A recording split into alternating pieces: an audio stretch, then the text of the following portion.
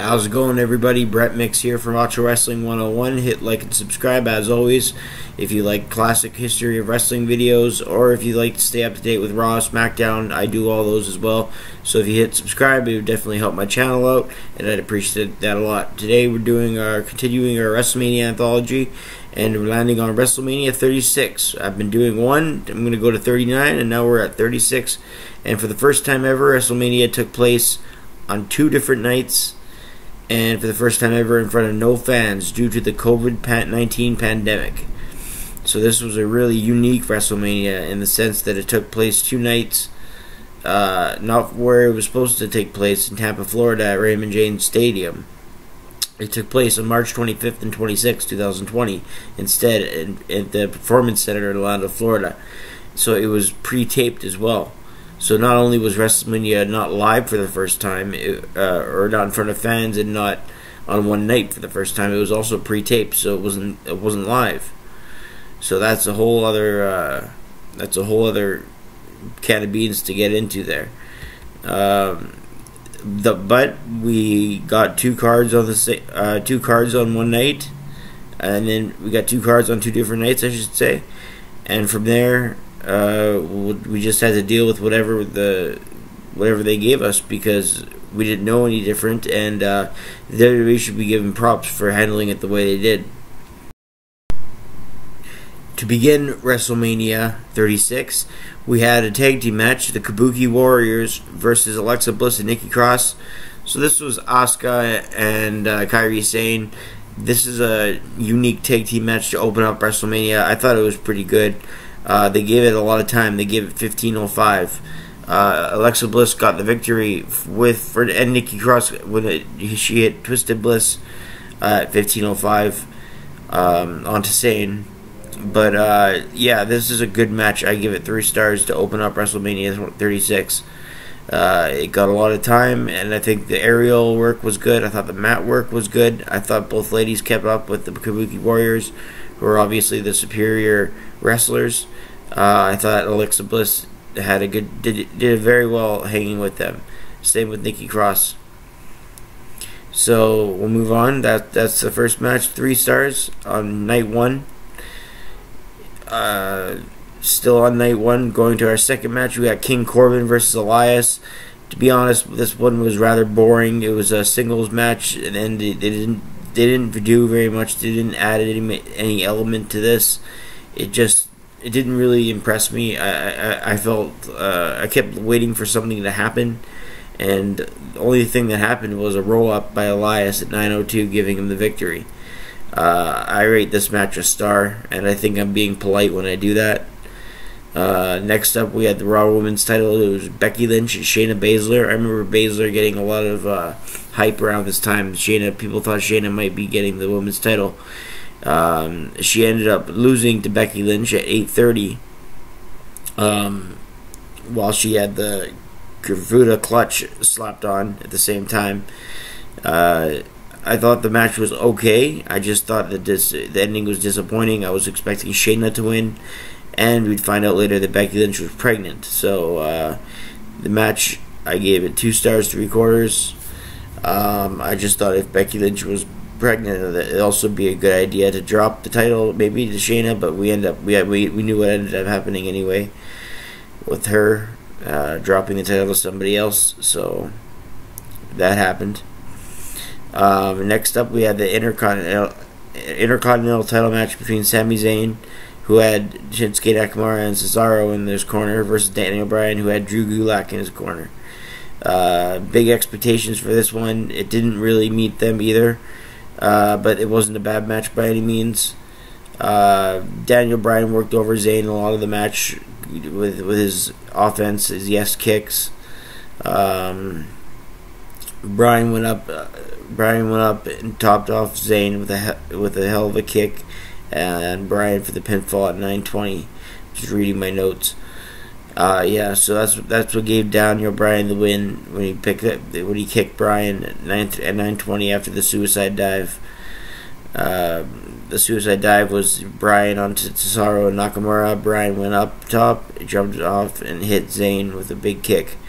at 9:20. So yeah, I rate this match 3 stars. It wasn't, when I said it didn't meet expectations a little bit earlier, I just meant for Sami Zayn and Daniel Bryan at WrestleMania, you might think of 5 stars. That's all I meant with expectations, because these guys still they put on a decent show.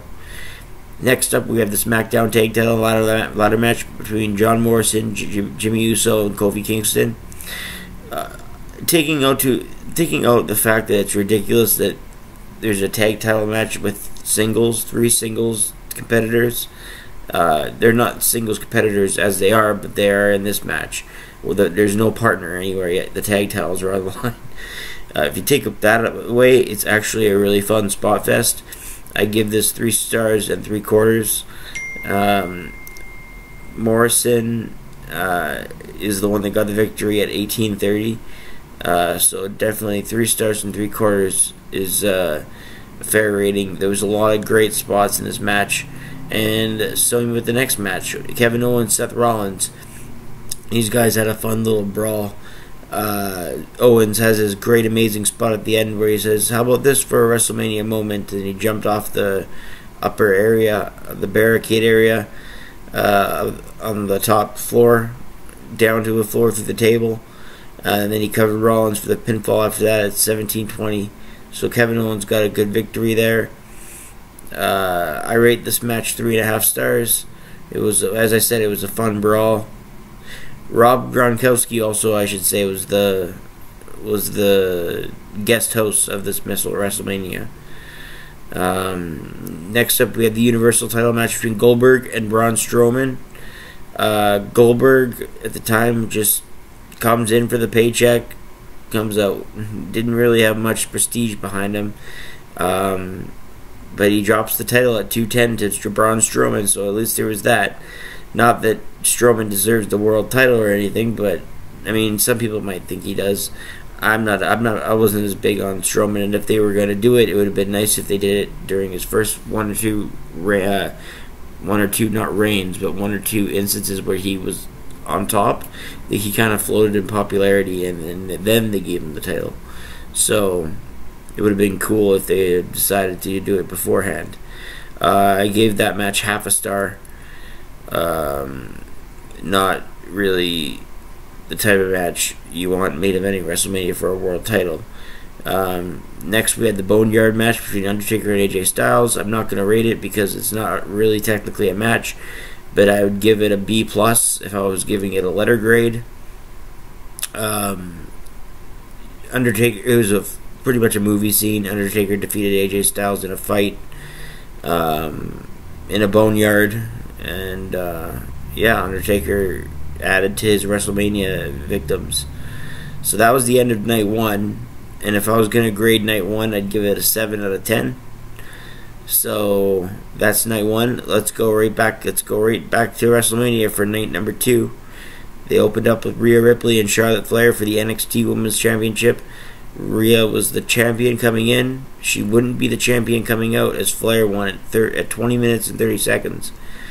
Charlotte Flair figure 8 submission, had Ripley tapping and screaming. I gave this match 3 stars and 3/4.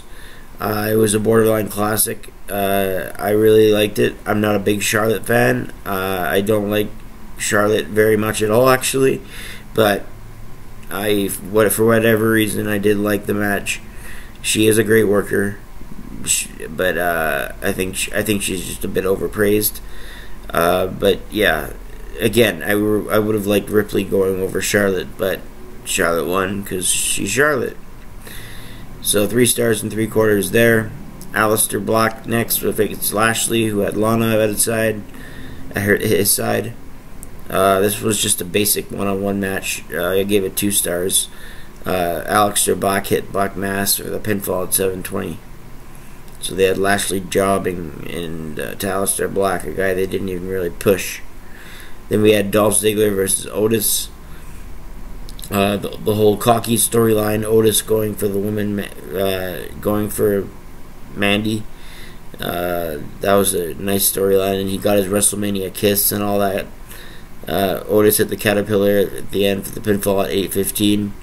I give it a star and 3/4.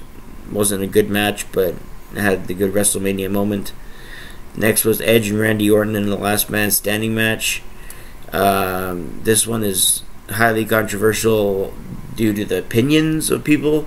I guess it's a very what's the word? It's very maligned. Like, there's a lot of people that rate it high. There's a lot of people that rate it low. This match went almost 40 minutes. 40 minutes. It went 36-35. And when there's no fans and there's nothing, there's no fans cheering, it looks long enough. But yeah, there was two. They counted the counts were so long and boring. I take so many points off this match. I rate it 2 stars. I'm unfortunately rated 2 stars. These guys kind of had a war, but there wasn't much to this war. A couple of spots, and that's it. There was just brawling other than that, and then counting. So 2 stars. They would have better matches, and they can have better matches, but this night wasn't that night, in my opinion, and a lot of other people's opinions. The Street Profits took on Angel Garza and Austin Theory. Basic tag team match, gave it 2 stars. Dawkins covered Theory at 620 for the victory. Now we had Bayley versus Sasha Banks versus Lacey Evans versus Naomi versus Tamina. In the end, Bayley was the victor. She retained the title, and I give it 2 stars and 3/4. A lot of good women's wrestling in this one. Bayley covered Evans for the pinfall at 19:20, as Lacey was the last lady eliminated. Next, we had the Firefly Funhouse match between Bray Wyatt and John Cena. Really creative. I can't rate this, just like I didn't rate the Boneyard match, but I'd give this an A, because it was just really interesting, and it was from the creative genius of Wyatt Rotunda, or Wyndham Rotunda, Bray Wyatt. Like I gave the Boneyard match a B+, I give this an A- for a film. Next, we had Drew and Brock, and Drew McIntyre got his big win at 4:35 with a Claymore, and I rate this 2 stars and a half. It was a quick match, which was for the better, and Drew McIntyre got his big WrestleMania moment in front of nobody, which is sad to see, but I'm sure there will be a future WrestleMania where he does get a big moment still to come. So that was the WrestleMania 36 review. The night 1, I give it a 7 out of 10. Night 2, I'd give a 6.5 out of 10. So that averages out to 6.75, but I don't give 0.5, so I'll round up. So I give it a 7 out of 10. So WrestleMania 36, 7 out of 10. We'll see you back here for 37, where the fans are back, and we're getting to the end here. So hit like and subscribe. I'm Brett Mix with Macho Wrestling 101. See you on the next WrestleMania review. See you tomorrow. Thanks.